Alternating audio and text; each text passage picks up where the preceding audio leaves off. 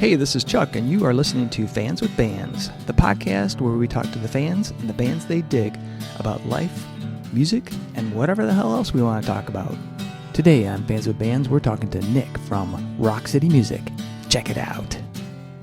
Hey, this is Chuck with Fans with Bands, and I am talking to Nick from Rock City Music Company in Livonia, Michigan. Is that correct? That is correct. Awesome. And we've got a few fans. Let's see. Oh, shit. Sorry. We've got, let's see, Matty, Cari, Mary Kay, and we've got a few joining, Brian, Tony, and we've got Wolf. So how's everybody doing? Fantastic. Awesome. So Absolutely this, great. Well, that's great. So this is actually like a really cool episode of Fans with Bands. I mean, all of them are fun. But in this case, Rock City Music Company is an actual independent music store. You guys sell instruments and vinyl, CDs. You got the full line of music paraphernalia out there. So you're kind of the place where fans and bands get together, to do what they need, what they do. And I think it's great, especially now with, the big box stores, the Amazons, the Music Friend, Sweetwater, which those guys, if you buy anything from them, they will be calling your ass. Yeah, right.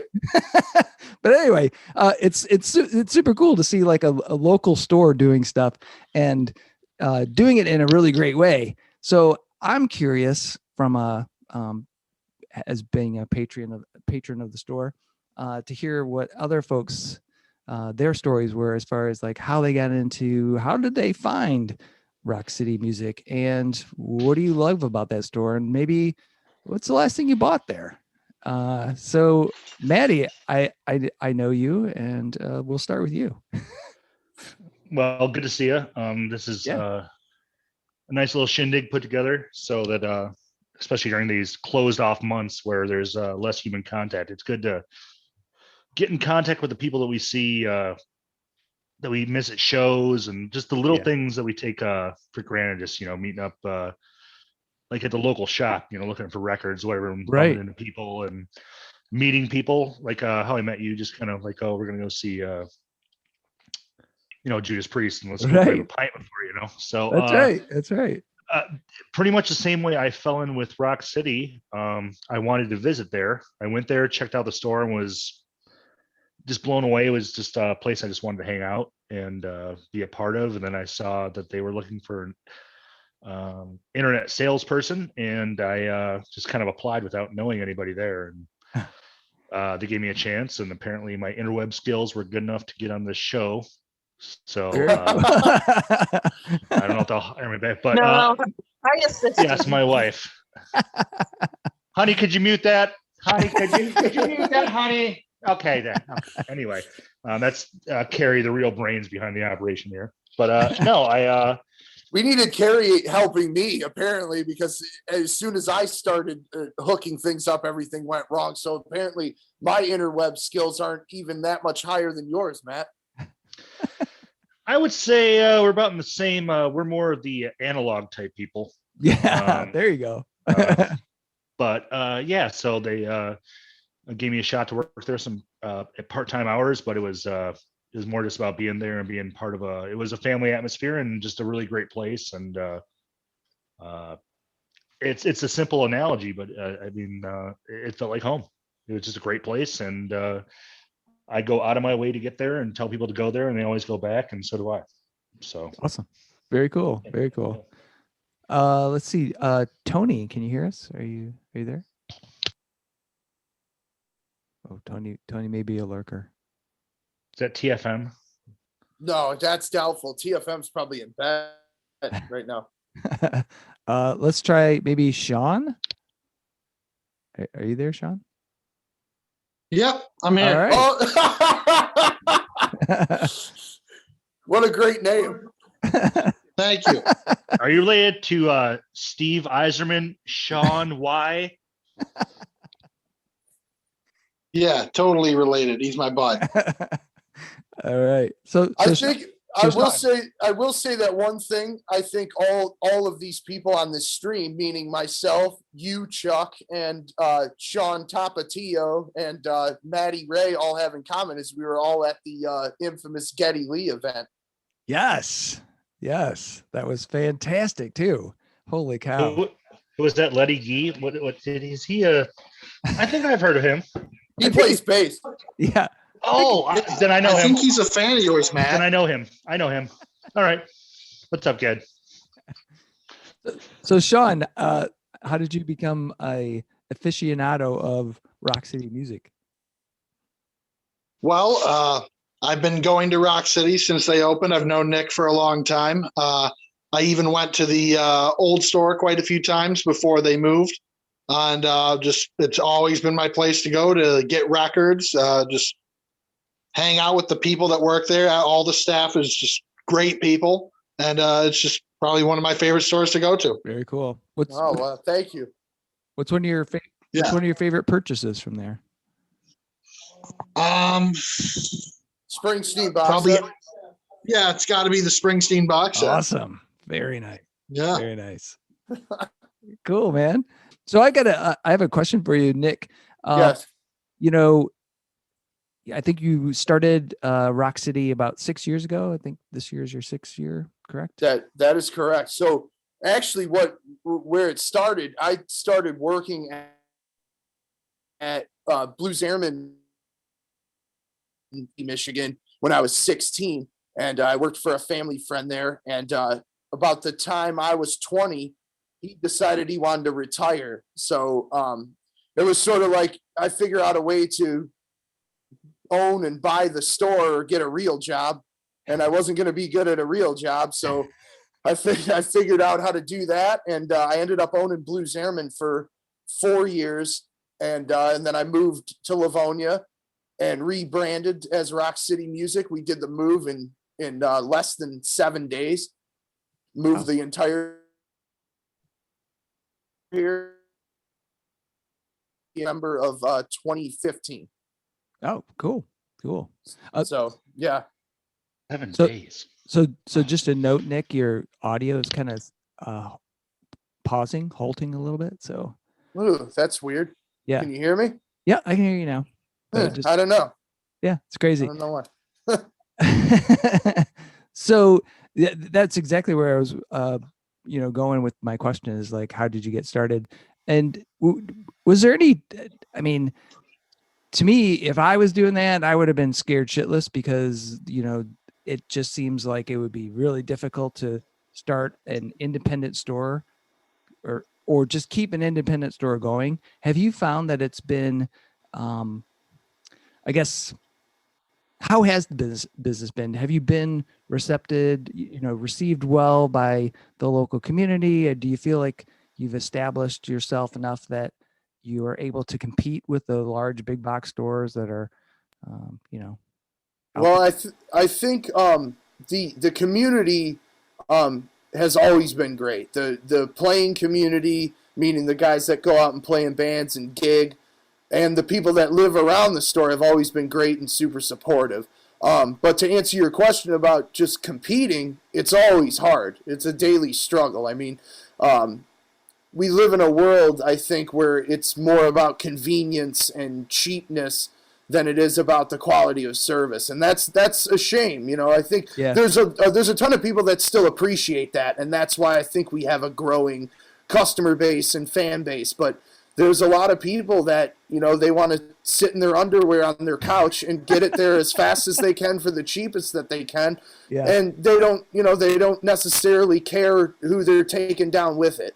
So that's always the struggle. Is how do you continue to offer the great service and people in a time where it's so technology based, Right.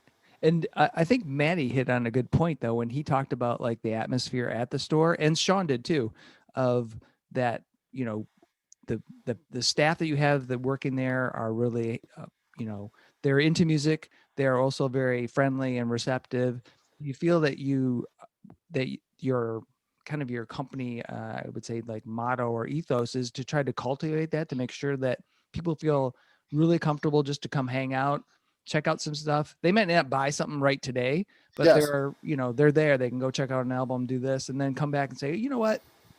I really want to get that orange amp. I've been fucking with it for a week and I want to. Yeah, absolutely. No, it's definitely, it's the neighborhood place. It's when you come in, we want to know your name so that we can remember it, and we want to know you. Like Matt said, we try and make it more of a family based thing. We want everyone to feel comfortable, and yes, building that from the ground up is how it happens. Getting people to come in and see the records and see the gear and let them know that we have it is how we continue to meet new people. And that's why doing the events have always been so important to me. Having the people we've had in, whether it be Glenn Hughes or Gary Holt or Geddy Lee or any of those people, it brings in a whole new clientele that maybe weren't familiar with Rock City and had never been there before. Yeah. Well, I was super pissed that I missed I don't know what the hell was going on, but I missed Gary from Exodus because that was a good one. Oh. I love that guy. I was so glad I got, I actually busted out of work. So probably if anybody's watching from work, they're like, "Oh, that's where you were." Yeah, your secret is safe with me. I'm like, I'm not missing Geddy Lee, God damn it. And I actually saw somebody from work there. It was really funny. She goes, "You're a Geddy Lee, Rush fan?" I'm like, hell yeah. You're like, who is it? It was Alex Lifeson with a mustache on, and he was like in line waiting. Oh yeah, you too, huh? Yeah. We had Gary Holt twice, and he's just that guy is something else, man. I mean, just as a guitar player and as a human, he's just a great dude, Yeah. So how did those events get started? I mean, what was how did you end up getting those folks out there, and what was that like? Well, some of them, it's doing it through the companies that they're endorsed by, like Gary Holt, for example. We carry ESP Ltd product, and he is an endorsee of that. He has a signature, 3 signature models actually, from them. So when he's on the road, we reach out to these companies and say, hey, would Gary be interested in coming in, performing, doing a meet and greet, signing autographs, etc. Yeah. And sometimes the companies don't want to do it. Sometimes the artists don't want to do it. But I've found that a lot of these guys are open to it. And, they want to meet everybody face to face. They want to shake hands. Gary's definitely one of those people. Yeah. The Geddy Lee thing, honestly, Chuck, was a shot in the dark, man.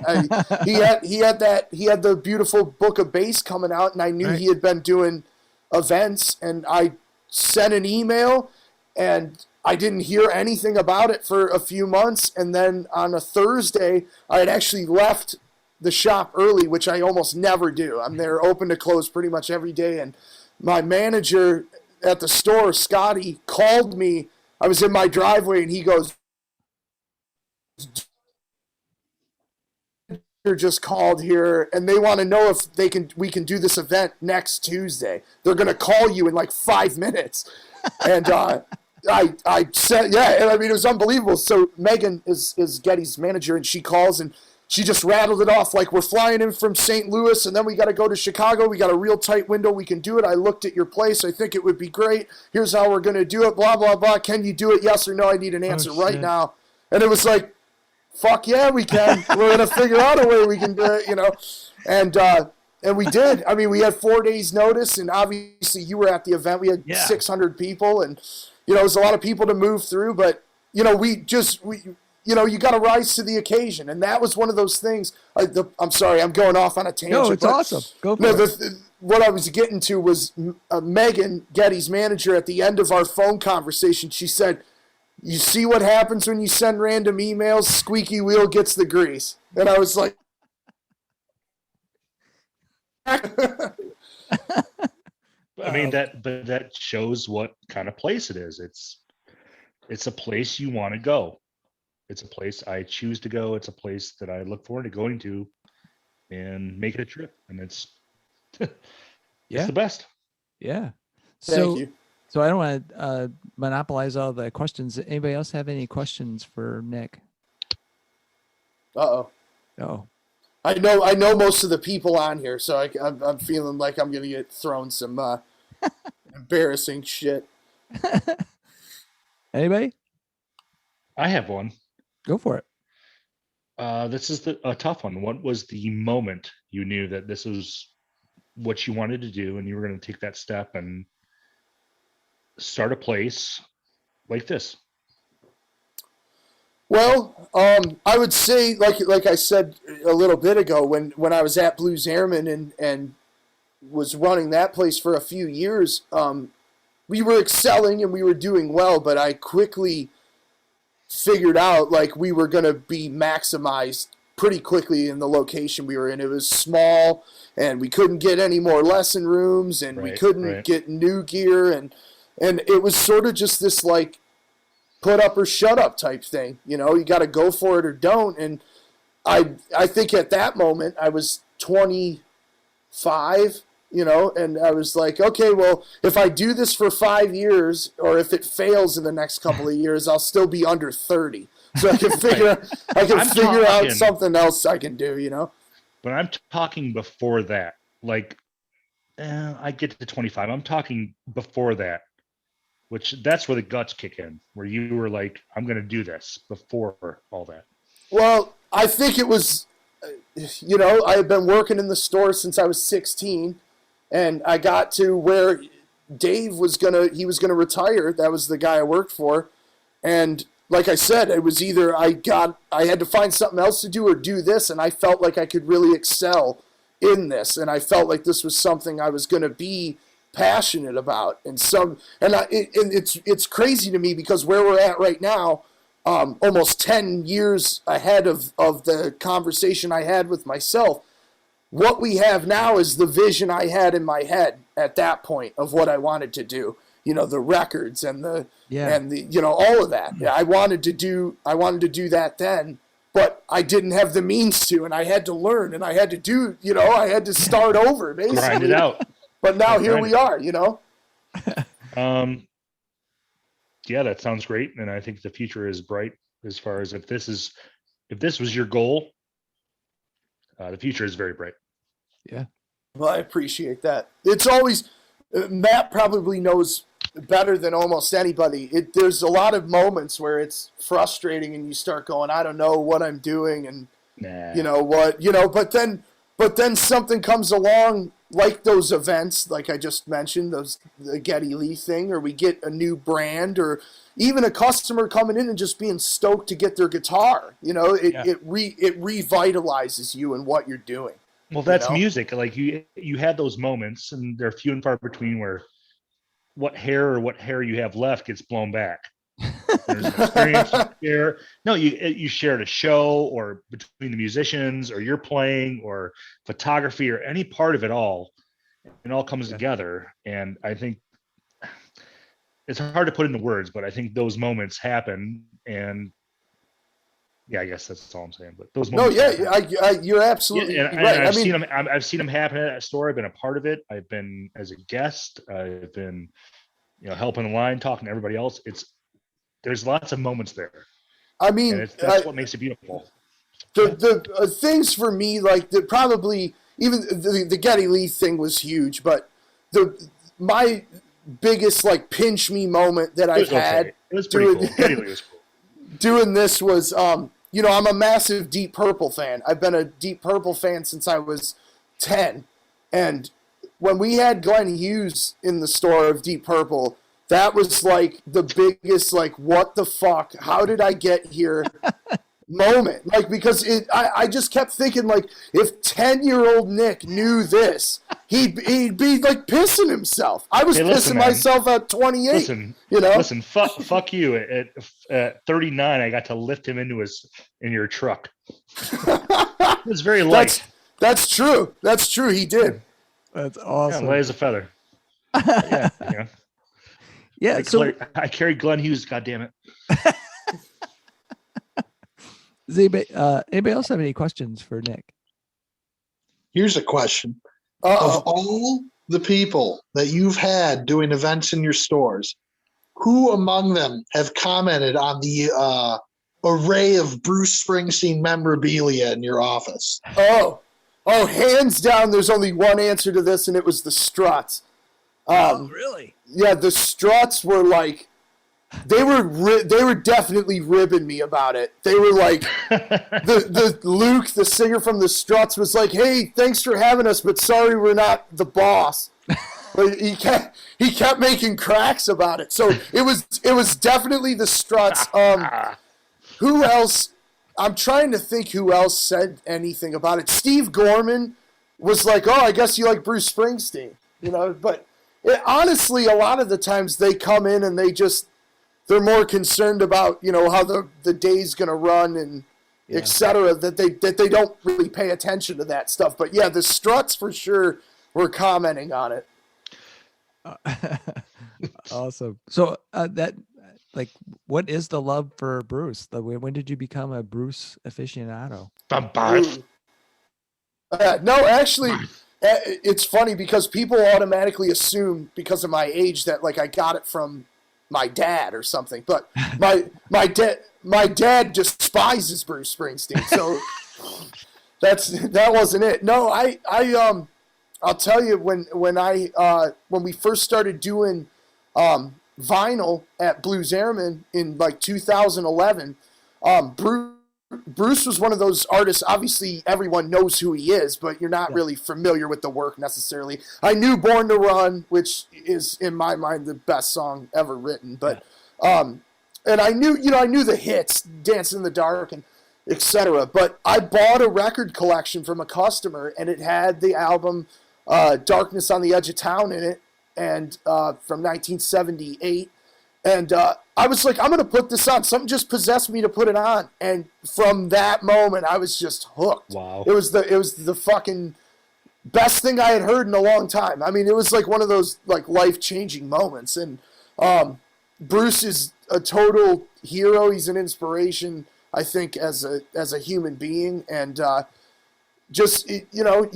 think he had a lot of struggles in his early days. And I think I've always looked at that and used it as motivation. Same thing with KISS with Gene Simmons and stuff. Like those guys beat a lot of odds to become who they are. And I think that's something that we can all take some inspiration from. But since that moment I heard that record, I've just been all about Bruce. And I get shit about it every day from people, but that's fine, Yeah. That's fun. Well, I'm surprised that people give you shit about it, but I'm wondering, have you listened to or read his book? Oh, absolutely. Yeah, it was fantastic. Yeah. And I was not a huge Bruce. I'll tell you what, I was not a big Bruce Springsteen fan when my wife actually was a huge fan, or is a huge fan, and she was like, "Oh, this book's really good. You should listen to it." And I'm like, I'll be honest, I was sort of like, fuck Bruce Springsteen. I'm like, whatever. He's got a few tunes and that's fine. And so I listened to it, and then I was like, oh shit, I got to check out this older music when he's like ripping on the guitar and stuff and talking about that. I'm like, well, really? Seriously? And then I went back and it all came in, I like Born to Run and then like The River and, yeah, it was crazy. So then I became a huge fan, and I was like, it was amazing just from that one book. Have you ever seen him in concert? No, I never. Oh, I didn't like him back in the day. I was like, this guy, fuck this guy. You never got up to his 8 feet from his face and yelled, "What up?" 40 feet down. I have. I have. I mean, I've met Bruce 3 times, and every time he has been hands down the nicest guy and totally humble, and will stand there. He asked me my name and thanked me for being a fan, and just was like, I mean, he could have been doing that so I'd leave him alone. Maybe he was afraid I was going to kill him or something. But yeah. Stop being like a Sweetwater guy and get out of the bush and just leave and stop calling me. Seriously. I like my boss metal zone. Leave me alone. Here's my favorite interaction with Bruce Springsteen. I've been able to be fortunate enough to play drums for Robert Gordon, who's a total legend in the rockabilly world. And when he first came on the scene in the 70s, Bruce Springsteen wrote a song for him called Fire, which is like one of his biggest hits. And Bruce does it now and has done it in concert. And Sean Shishido, who's in this chat, and myself went to see Bruce when he had the Broadway show, which obviously everyone probably saw on Netflix. But we saw it in person. And we're waiting outside, and Bruce comes out, and I'm like, "Hey, Bruce," I actually play drums for Robert Gordon. And he turns, and he's like, "Oh, really?" And I go, "Yeah." And he goes, "Oh, how's Robert doing? I haven't seen him in a while, you know." And starts having this whole conversation with me, and there's just pandemonium going on around him. God. Like 500 people all like trying to get autographs, and he's having this conversation with me, which was cool as hell, right? And then later, Robert Gordon went to the show and, you know, saw Bruce, got to go backstage, obviously, because they're old friends. And Bruce said to Robert, "Hey, your drummer was here a couple weeks ago." And I was like, "Yeah, Bruce was talking about me. Fuck yeah, I've made it." Oh my God, that's awesome. That is awesome. Holy shit. Most of the time when I meet people that I really look up to, I become like this stuttering asshole, just like, "Oh no." And then, you know, they look at you like, "Oh boy, he's touched." And you have right. Sandwich and you walk away. Well, you know what's funny is I get what you're saying, because I've seen people be like that, and I've been like that depending on who it is, you know. Yeah. But when we did the Geddy Lee event, there was people that walked away from that table that they were shaking and they were crying and they were like, and I get it. I mean, that meant a lot to people, and that like, it made me feel great, like that we were able to provide that experience to people. But people just fucking losing their minds, and I was like, how cool is this? You know, like, you could just tell it meant that much to those people, the way it meant that much to me meeting Bruce or meeting Gene Simmons. Like, that shit meant a lot to me. So I totally felt for those people. And don't get me wrong, I'm a fucking huge Geddy Lee fan. So it was pretty nuts. Geddy Lee sitting in my office going, "So tell me about your business." I'm like, "Hey, can you tell me about Fly By Night?" Right. You know? Like, oh man. Yeah, he introduced himself to me, and I was, "Oh, really?" Yeah, he's like, "Hi, I'm Geddy." I'm like, "Oh, I've heard." And then he came in the back, and the studio's there, and he said, "Well, why don't we cut the record right here?" And so I said, "You fucking haven't returned my calls for 4 years. Why are we? How you want to talk to me? Like, this is my chance to get it." You know, like that. Geddy Lee. He didn't want to be upstaged on the bass is probably the problem. Right. He's heard the rigmarole around town. He knows, but of course he has. No, Who the best hasn't is heard it? The group photo at the end was Geddy Lee said, "Hey, goldfish? A goldfish, yes." Like, the group photo at the end was Geddy Lee's, because it just felt like home, and it's just, I don't know. It sounds cheesy, you know, probably get edited out, but that's what it's all about. It's just, you want to go there and check out the records. Yeah. And, I was just gonna say that event was super fun because, like I said, I saw somebody from work. I saw Jenna McShane. I don't know if you guys know her. She's a really great photographer in Lansing, and she was there. And so you weren't supposed to put anything, like, you were just supposed to put your name on that card, right? You weren't supposed to put any fucking sayings or anything. But I put in there that, you know, to Chuck Marshall, Les Claypool sucks. And I remember, dude. I remember that, dude. That's where, like, I do remember that, because I was the master between Geddy and reality. I was like, I'm told not to do this, but there's no way he's not going to laugh at this. And he did. Then he posted. He did. He goes, "Oh, there we go. I can't write this." And I go, but Primus sucks. And he goes, "All right." Oh man, you're bringing back a memory now. Yeah, that was great. I've got a lot of my guitars and basses hanging up in my office, and I've got a Steve Harris signature P bass. Steve Harris from Iron Maiden, for those that don't know. And Geddy's in there, and he goes, what is that? And I go, "It's the Steve Harris P bass." And he goes, "Oh, yeah, Steve's a good guy." That was all he said. He was like, "Yeah, Steve's a good guy." Oh yeah, not bad. He makes good patty melt. There you go. And Steve Harris is totally another idol of mine. And I'm like, oh, Geddy Lee just brought him up like he was just like they were just calling each other on Sunday. You know? Yeah. Steve Jones. Yeah. Steve Eiserman. Steve Harris. Steve Eiserman. Sean Eiserman, which may be on the line here. Right. Oh man. Matt's on a roll, man. He is. We'll see what's on the cutting room floor, how much of a role I'm on. But Oh no, it's all. We're keeping all of Matt. Chuck just mutes your entire channel through their podcast. There's just dead air of me talking and then Chuck talking. Oh yeah, I'll have to re-record some audio with some like a voice. yeah. Hey-ho, Ed McMahon. Hey-ho. I'm the man of 1.5 voices. Anyway. Does anybody else have any questions for Nick? Rock City. Anybody?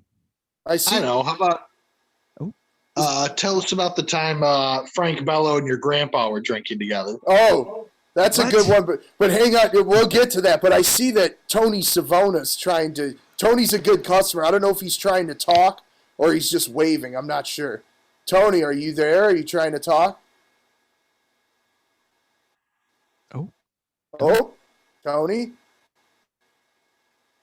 I don't see anything in the chat.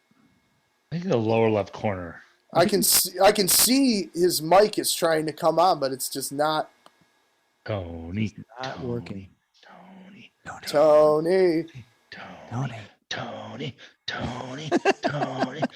He's got his hand raised. It says participants hand raised. there. Tony He's Savona. there. He needs to go to the. Oh, there. He just turned it off on mute. I mean, he unmuted it. Oh, there he goes. Tony, are you there? What's up? You guys hear me? Yeah, there hey you Tony, go. what's happening, man? Hey, what's up, Nick? How you doing? Good. How are you, man? Good, really good, man. This has been damn interesting. I got to tell you, I'm loving it. I hope in a good way. Oh yeah, absolutely. Hey, I just want to let the folks know who are online. Just real quickly, one of these really happy accidents. I was turning around in the parking lot where Rock City is and saw the building. Didn't know it was there. Saw that they, had instruments, lessons. Vinyl caught my eye because I'm into vinyl in a huge way. Yeah. So I go peek my head in there, see what's going on. Started going back. The staff, which a couple of you guys have already mentioned, just terrific people. And Nick's probably tired of hearing me say this, but man, they just get it. You can talk to them about any genre, any musician, and they just get it. And I just love going there. I love flipping through the vinyl and telling stories and listening to their stories and so on. From the youngest one of those guys to the oldest, they just get it, and it's a freaking joy to go there. I love it. Thank you, Tony. I appreciate that, man. We love having you too. You're always a pleasure to talk to. Hey, thanks. You're being kind, but thank you anyway. No, like I told you the other day, man. Tony the other day goes, "Hey, man, I know I can get off on some tangents, man, but if you ever got to cut me off, just say, hey, shut up. I got something to do." And I said, "No problem, Tony. I tell people that all the time. So if I tell you, I'd be happy to tell you to shut up if that was the case."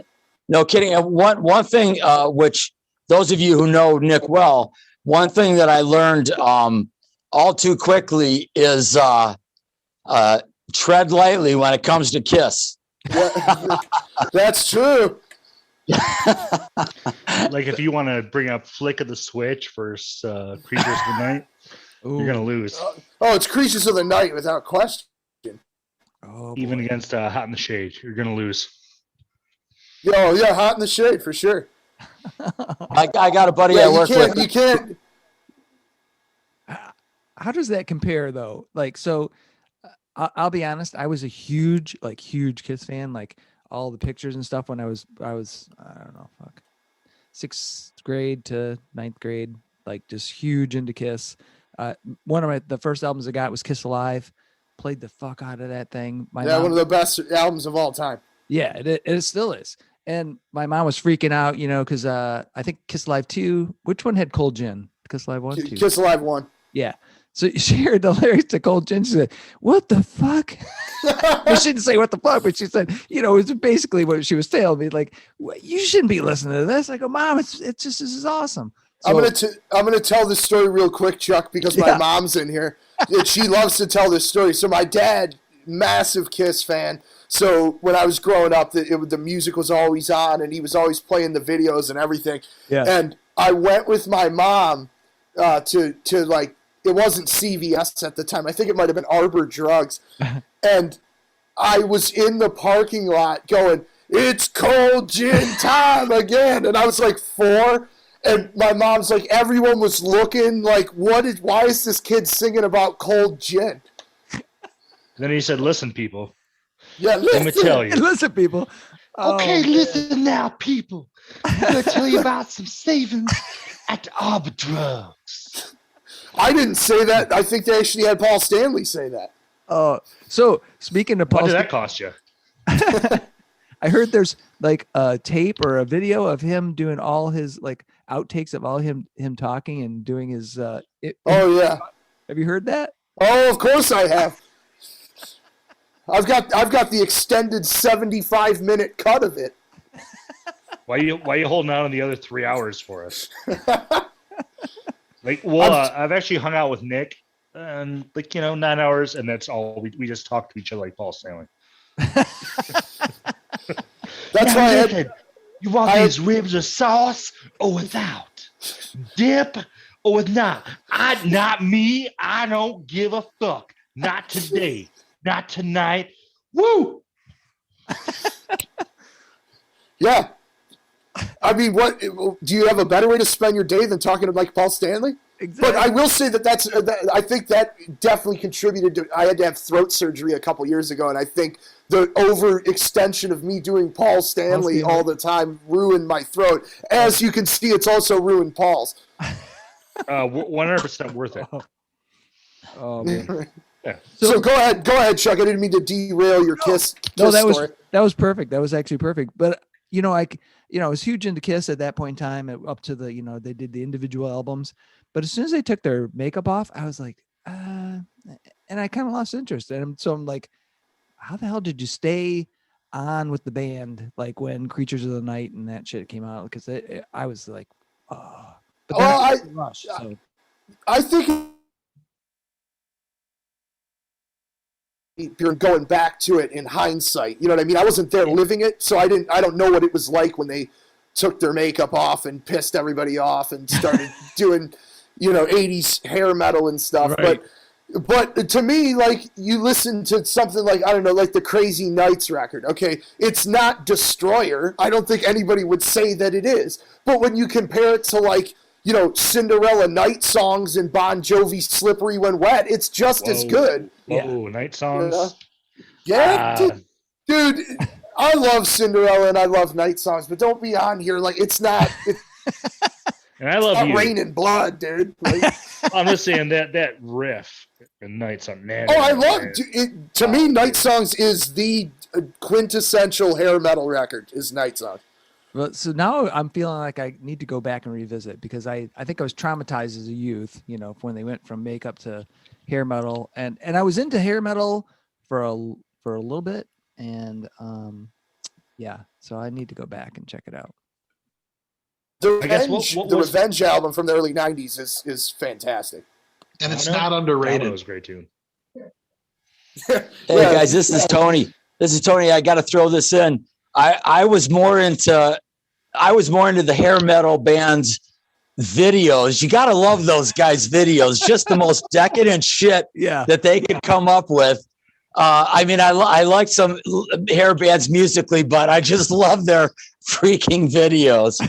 Yeah, back in the day. Dude, there's some great, and you look to the productions, like how much money some of that shit must have costed. Like, think about Cinderella, Don't Know What You Got Till It's Gone video. Yeah.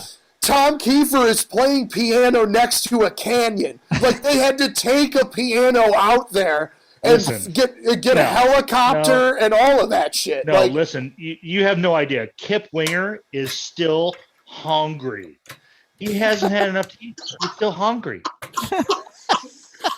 I don't think lyrically Kip Winger's holding a candle to anybody, but stage moves wise, maybe. Yeah, I mean, is it about a buffet? Is it about a woman? I'm gonna twirl and I'm gonna play you some. Yeah, that could be one and the same, actually. Yeah, there you go. Yeah, for sure. Oh, Winger. Hey, Nick, Nick, I got to ask you real quickly. Your thing about station to station, with Bowie the other day was just spectacular. But Yeah. I am sitting here looking. I'm sitting here in front of a ton of my vinyl, and I'm looking at a Charlie Sexton LP. And if I'm not mistaken, he hung out with Bowie for a few years. Yeah, I believe so. He's been Dylan's guy for a long time. Yeah. He's been with Dylan, I think, since Time Out of Mind, maybe a little bit before that. So yeah. I'm not sure on Bowie. I know Bowie's gone through so many guys that it's hard to say for sure. But I want to say that you're correct on that. Where's Dr. Tapatio? He knows. Yeah, somebody Google that shit because Hey, by the way, suggestion, and then I forgot to totally charge my phone, so I'm dying fast here. But hey, man, if you could ever corral Tom Waits for Rock City, oh my God. Oh, yeah, I'd love that too. I don't think Tom Waits leaves his house anymore. Right. But yeah, no doubt. We'd have to have a lot of coffee and cigarettes, but I think we could do that. Hey, if you don't mind, I'm going to blurt out a very quick Iggy story. So, guys, I used to back in my youth, I roadied for a few bands, one of which was the Motor City Mutants, later just the Mutants. Guys were insane. So we're doing a show at the St. Clair Shores Civic Arena, and Iggy was the headliner. Obviously, some of his down years when nobody wanted to have anything to do with him. Yeah. So anyway, I'm helping his crew set up on the stage, and Iggy yells to me that he wants the mic. So I run over. There's like 3 or 4 mics laying on the stage, and I go, Iggy, which one? And he looks at me and he goes, the one that fucking works. And I loved it.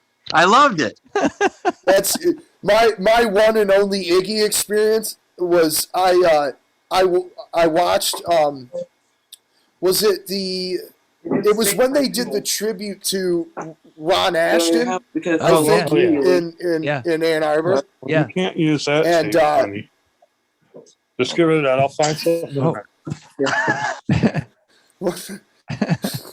I'm getting distracted. I'm wearing headphones, so I'm hearing everyone in stereo.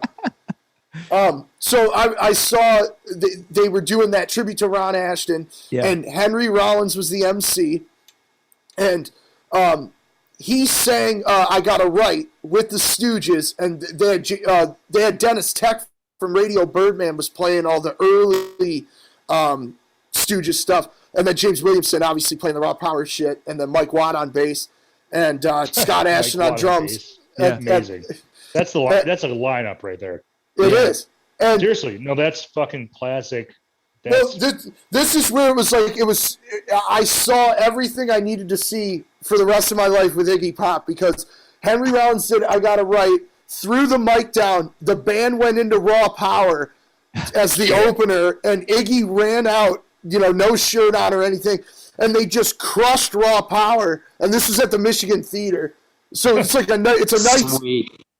Yeah, nice theater. Nice. And as soon as they finished that song, Iggy goes, I said I wasn't going to do this because it's a nice fucking place, but everyone rushed the fucking stage. And people were coming. There was people coming from outside, I think, because all of a sudden there was 1,000 people on the stage, and there was still 1,200 people in the audience. Oh, it was crazy. And then they had to try and kick everybody off, but it was just that 6 minutes of Henry Rollins fronting the Stooges into raw power, into Iggy causing complete chaos. It was there's nothing else ever needs to be seen of Iggy Pop for me. That was fucking perfect, Classic. Yeah, I don't have that beat, and I even paid an extra $40 to have Henry Rollins watch me eat lima beans and then choke me out. Yeah, I can't beat that. What? What the hell was this? What do you That's mean? a fucking made up story. That's what it is. I just wanted to be part of the group. Matt just had to feel like he had seen Iggy Pop like me and Tony, I guess. I just wanted to be part of the group. Yeah. I'm sorry.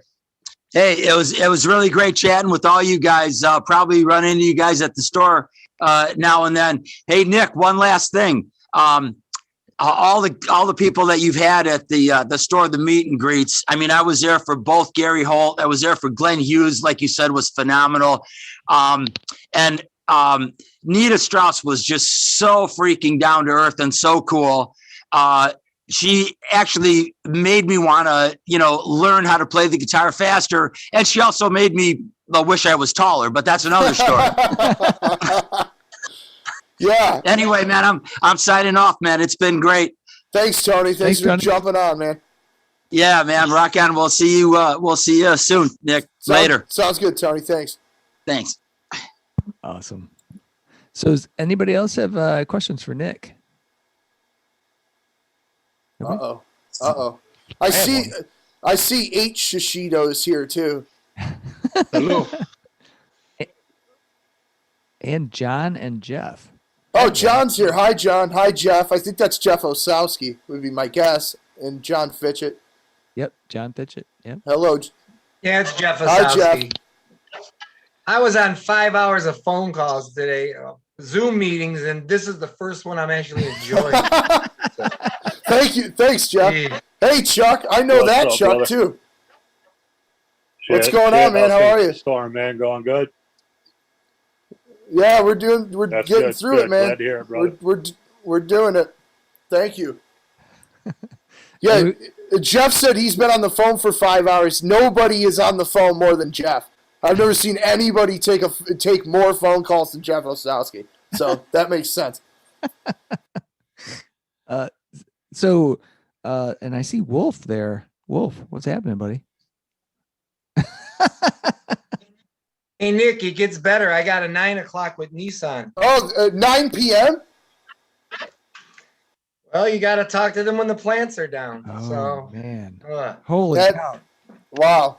Yeah, see, this is these are the Matt was asking earlier, like what are the moments where where you have a real, you go, yeah, this is what I want to do. Yeah. When Jeff just told me he had to call Nissan at 9 p.m., that's one of those moments where I go, well, at least I don't have to do that. It sounds to me like Jeff's making a shit ton of money and needs to spend more of it in Nick's store.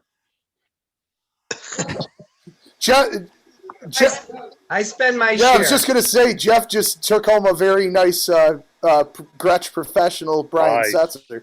Oh, nice. Yeah. I already had 8. I didn't need the 9th one, but I had to have that one. See? I think I've heard of him. Hey, we all know that there's 32 alternate tunings to a guitar, so therefore we all need 33 guitars, one for standard tuning and one for all the 32 alternates. Chuck, do you need a job, man? No, actually, actually, Nick, you Hired can't afford me Chuck. with what I do for a living, brother, but I support you 100%, man. Thank you. I appreciate that.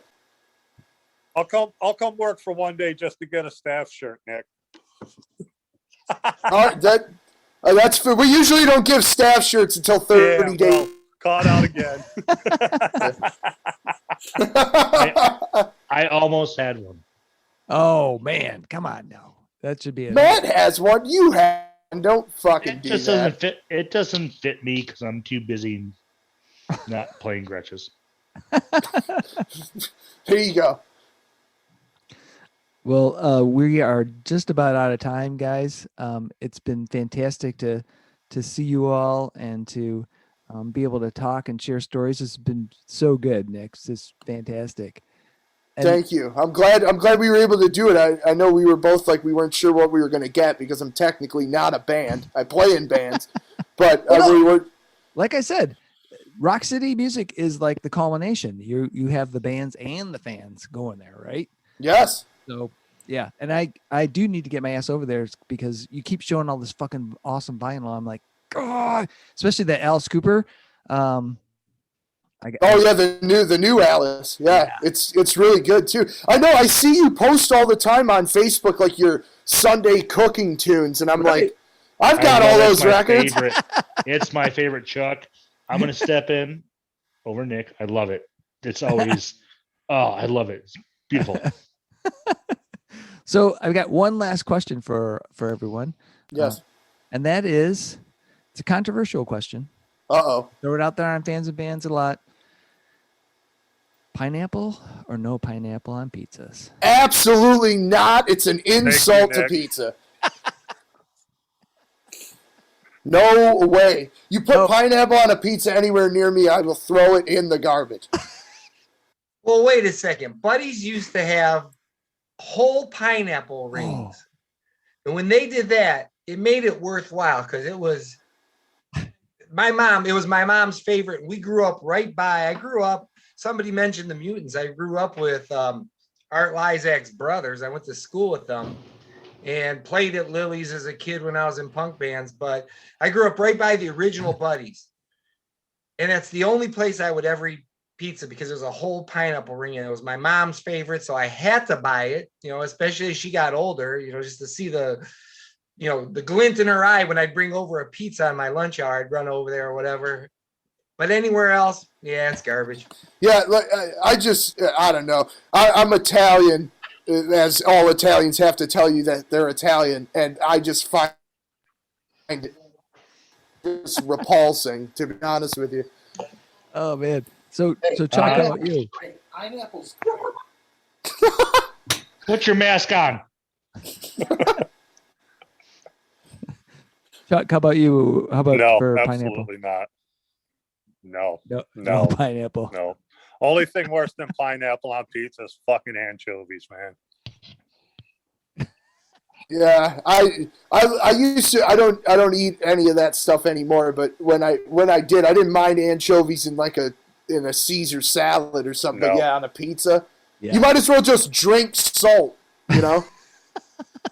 Just be real thirsty after the fact. Right. Exactly. You want And Matty, I think you want to oh, fuck go up ahead, a Chuck. pizza? Put pineapple and anchovies on the motherfucker, and no one will eat it. Yeah, if you want everybody to leave your house during a party, just throw that pizza on the table for sure. Put That's the good exactly pizzas in it. the oven. Put Yeah, that no, pizza just out like- top for everyone else to eat and fuck them all. There you go. Here, I got one question to ask this group because there's a lot of people in here that I know will have an opinion on this. Yeah, go for it. And it's a question I probably get asked this question once a week, and it's who is the greatest guitar player of all time? That's subjective, just like the greatest Little drummer Stevie. of all time. It's subjective depending on what type of music you listen to. There's too many fucking great ones to say the greatest of all time. Oh boy. That's usually my explanation, but then when I'm forced to give an answer, I have one. Oh really? So you have one. All right. All right. Greatest jazz guitar. I'm gonna throw mine. Pepperoni and mushroom. Oh, we're talking. Okay, now. Okay. No, we've Sorry. moved on, Matt. Matt, we're on a different subject now. I was waiting for my time, and pepperoni mushroom. Continue. Who's your pick for greatest guitar player? So No, I had to wait for the pizza, motherfucker. So start at the beginning, and I'll get back to me. Okay, go Shishido, go ahead. Greatest guitar player. It's gotta be Jeff Beck. It's gotta be. H. Shishido says Richie Blackmore or Joe Satriani. oh, all right. What do you think, Chuck Marshall? I would go with Al Di Meola. Good Ooh. answer. I love Yeah, Al he's Di good. Meola, and he's not somebody I ever hear name checked when people ask me this question. Yeah, I would throw. No, well, he's up there for me. my heartfelt pick is Randy Rhoads, but because he inspired me to play guitar. But then I heard Al Di Meola, and I was like, "Holy shit!" So yeah. Yeah, Al Di Meola is incredible, and my go-to always. Oh,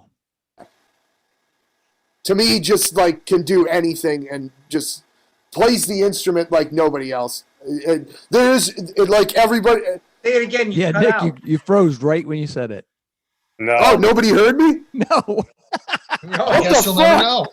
know. Yeah, right. Yeah. Leave it in mystery. No, I said Jeff Beck. Oh, all right. Yeah, nobody plays the instrument like that, and he's just Gary Moore. Gary Moore is my second. I go back and forth between the two. Very nice. That's my pick, Gary Moore. Did we get the other Chuck? I What was can't his? name one. There's Take- too. There's too. Oh, you fucking can't- many, yeah. man. I listen to too many Chuck's not genres of competing. music, and I can't. I would say going from like the jazz, the trio and shit, to fucking just full blown beat your fucking brain in metal. I got to put Skolnick up at the top just because he's so versatile. Oh yeah. And thanks to Nick, I got to meet that Yes. motherfucker. That's Awesome. Awesome. That would Yeah. I would love Oh, to meet he's that so fucking fucking guy. cool, dude. Fucking- So fucking cool. So down to earth. Great dude. Yeah, That's after the first time I was starstruck was meeting him, and the picture shows it. I was, I couldn't believe the moment that I met him. That was a big one. when we had Alex at the store, we went down that night and saw Testament at the Majestic, and afterwards, I bailed. he left us passes and was like, "Oh, yeah, you did bail." He left us passes, Well, and he's like, "Oh, I just had to hang see out the after the show, and I'll come out and see you." And he's like, "Here, you want to go to the bar and get a beer?" And we went to Hopcat, and we sat until 2:00 in the morning with Alex Skolnick, arguing about the Beatles, actually. Yeah, and actually, I had to miss that moment so that I could see the Super Suckers with my wife. She'd never seen the Super Suckers, Yeah, yeah. and we had to meet Eddie Spaghetti, and it was for me it was a toss-up, two favorites, but she had never seen the Super Suckers, so we had to go do that. But I love the Super Suckers, but they play here like once every 3 months, so you probably could have waited on that. I know, but my wife had never seen it, and it was, I love my wife, and she loves both bands, and the answer is Billy Gibbons, Alex Skolnick, Yeah. No, Billy Gibbons. and Gary Moore. That's the tie for the top three. But it was you were supposed to pick one, Matt, not give a top 3. I could give a top 20 if you want, real Nick, you quick. Probably give a top. Well, 1,000. next time you big. Yeah, right, exactly. Well, if you can bring Billy Gibbons, then I can have my trifecta. Oh, So bring him to the store. there you go. Oh, maybe that would be sweet. I'd love to have Billy. I mean, that would be great. Oh, but he is the master of time. Every note he plays. Yeah. plus he uses 8s on his guitar and gets that kind of tone. He might use a 2.5. That's how loose it is, man. Yeah. Yeah. Oh, Throw Yeah. some Oh, throw some 12s Man, on it with some Duncan Invaders and drop that motherfucker down to a C sharp and just dredge bodies through fucking bloody mud. That's all I know. Well, there you have it, folks. I That's got- stand corrected. That's got good tone, good charm as well. And the Chuck. problem is I'm a drummer. Well, you're talking. How about I'm the drummer that owns a guitar store? How did that happen? Because drummers How did that know it all. happen? Because you love fucking music, Nick, and I've known you since you were an employee at the guitar store you fucking bought and turned it into what you turned it into today. So, Hell yes. yeah. Hell yes. Hell yes. Fuck yeah. Thank you, Chuck. Yeah, well, thank you guys so much for being a part of Fans with Bands. And yeah, I can't wait to. Well, I will be in the store shortly, Nick, because I got to get that goddamn vinyl. And can't wait to see Me the rest too. of you guys. Hopefully, in the near future, in the real world. hey, Yes, Chuck, have yes, you sir. are you saying All you've right. never been to Nick's store? Yeah, thanks for doing this. This was fun. No, I Okay. have been to Nick's store. I just got to You're, get there. you're again lucky because I was saying he if you've put- never been to Nick's store, I'm never watching another one of these again, brother. No, no. Oh, that's I've been there. fantastic. I've been there a few times. I bought my my Boss katana there, and I've gotten some vinyl there, and I got to go back for some more vinyl because And it's out there. he ordered a pedal from us right after the pandemic happened, and it got lost in the mail like everything was at the beginning of the pandemic. And then Chuck dumped the fucking box for the pedal, not the actual pedal. That's right. I open up and go, Nick, I got a box. I'm like, how could I have been so fucking dumb? He's like, "Oh man, I'm so sorry." And I'm like, "Dude, don't worry, man. There's only one You gotta- sandal in here, and it's left. It's a middle footed. It's not left or right. What's going on? Oh man. All right. Thanks again, guys. It's great to see you. And see you in the real world sometime soon. Yes, sir. Thank you. All right, guys. Good talking to y'all. Thanks again, Chuck. Yep. Take care. Sooner than later, I hope. Cheers. Yes. Stay safe. Cheers. Thanks again to Nick from Rock City Music Company, as well as fans Matty, Cari, Tony, Sean, Jeff, and Chuck for joining me on this episode of Bands with Bands. Get over to Rock City Music Company in Livonia and pick up a guitar, some pedals, an amp, and some vinyl, and start jamming. Everybody working in the store is awesome, and they will hook you up. See the show notes for more details and links. These are tough times for everyone in the creative industries such as music. Your support of live streaming, purchasing music, and merchandise is critical. If you can help out your local artists, please do. If you are in the Michigan area, consider following the Playing in the Detroit Area Tonight Facebook page.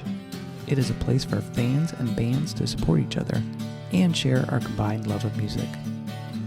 Thank you all so much for listening. Be sure to hit subscribe on your favorite podcast service to get each and every episode of Fans with Bands. Spread the word by rating the show and leaving a comment. We want to hear what you think. You can keep in touch by following us on social media. This is a Life in Michigan production. Until next time, be well and kick out the jams.